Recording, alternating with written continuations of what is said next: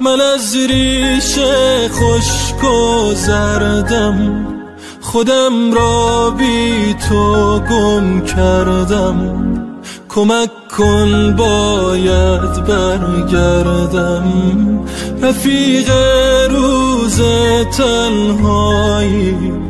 پریشان ماندم هر جایی، تو را میبینم میایی. تاتار عرش سوز و آهم، الهی سن پناهم.